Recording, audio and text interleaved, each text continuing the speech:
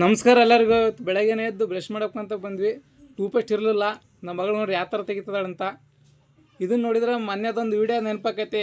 ಕಿರಣ್ ಹಳೆಕೋಟೆಯವರು ಇದೇ ಥರ ಗಮ್ ಇರಲ್ಲ, ಗಮ್ ಇದೇ ಥರ ಅಡ್ಜಸ್ಟ್ ಮಾಡಿಕೊಟ್ಟಿದ್ರು ನನಗೂ. ಆ ವಿಡಿಯೋ ಹಾಕ್ತು ನೋಡ್ರಿ. ಚಲಿಸುವ ಕಾಲವು ಕಲಿಸುವ ಪಾಠವ ಮರೆಯಬೇಡ ನೀ ತುಂಬಿಕೋ ಮನದಲ್ಲಿ. ಇದೆಲ್ಲ ನೋಡಿ ಮ್ಯಾಗ ಕೆಲವು ಯಾರು ಹೇಳುಗಳು ಸಾಲು ನೆನಪಾಗ್ತದೆ ನನಗೆ. ಎಲ್ಲ ಬಲ್ಲೆವನೆಂದು ನೀನು ಬೀಗ ಬೇಡ, ನೀ ನಡೆಯುವ ದಾರಿಯಲ್ಲಿ ಇನ್ನೂ ಕಲಿಯುವುದು ತುಂಬ ಬಾಕಿ ಇದೆ.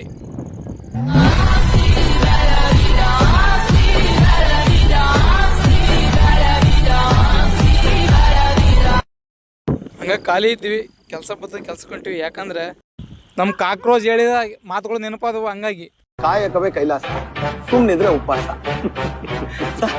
ಸುಮ್ಮನೆ ಕೂತ್ರೆ ಬೆವರೇ ಬರಲ್ಲ, ಇನ್ನು ನಮ್ಮನ್ನ ಮೇಲೆತ್ತಕ್ಕೆ ದೇವ್ರು ಬರ್ತಾನೆ.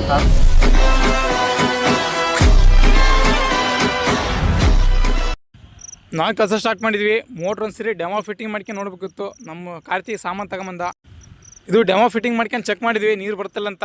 ನೀರು ಇನ್ನೂ ಚೆನ್ನಾಗಿ ಬರ್ತಿತ್ತು. ಆಮೇಲೆ ಫಿಟ್ಟಿಂಗ್ ಕೆಲಸ ಸ್ಟಾರ್ಟ್ ಮಾಡಿದ್ವಿ. ಕಾಂಕ್ರೀಟ್ ಎಲ್ಲ ಹಾಕಿ ಫಿಟ್ಟಿಂಗ್ ಮಾಡಿದ್ರು ಪೈಪ. ಮತ್ತೆಲ್ಲ ಓಪನ್ ಮಾಡ್ಕೊಂತ ಹಚ್ಚಿದ್ವಿ. ಓಪನ್ ಮಾಡ್ಕೊಂಡು ಮೆಟ್ರಲ್ ತಗೊಂಡು ಸ್ಟಾರ್ಟ್ ಮಾಡಿದ್ವಿ ಕೆಲಸನ. ಫಿಟ್ಟಿಂಗ್ ಎಲ್ಲ ಮುಗೀತು. ಇನ್ನೇನು ಅದಕ್ಕೆ ಕರೆಂಟ್ ಕನೆಕ್ಷನ್ ಕೊಡ್ಕೊಂಡು ಚೆಕ್ ಮಾಡಬೇಕಿತ್ತು.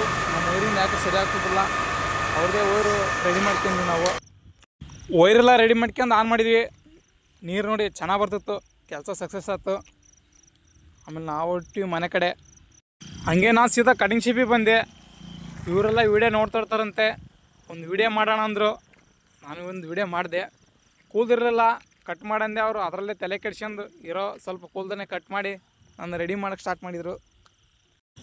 ಇರೋ ಸ್ವಲ್ಪ ಕೂದಲನ್ನೇ ಕಟ್ ಮಾಡಿ ರೆಡಿ ಮಾಡಿದರು. ಚೆನ್ನಾಗಿ ಕಾಣಿಸ್ತಿದ್ದೆ. ನಾಳೆ ಗುಡ್ಡಕ್ಕೆ ಹೋಗ್ಬೇಕು. ಹಂಗಾಗಿ ಇಷ್ಟು ಹೇಳ್ತಾ ಇವತ್ತಿನ ವೀಡಿಯೋ ಮುಗಿಸ್ತೀನಿ. ಎಲ್ಲರಿಗೂ ನಮಸ್ಕಾರ.